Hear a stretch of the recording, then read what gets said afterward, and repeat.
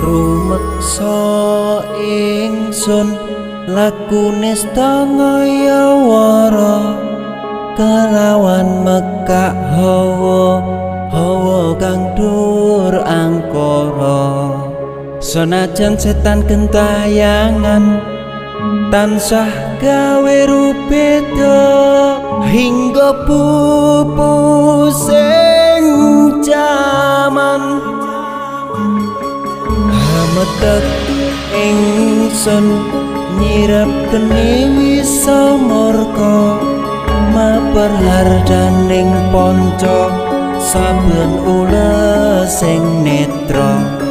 linambaran sih kawelasan ingkang paring kamulyan Sang Hyang Jati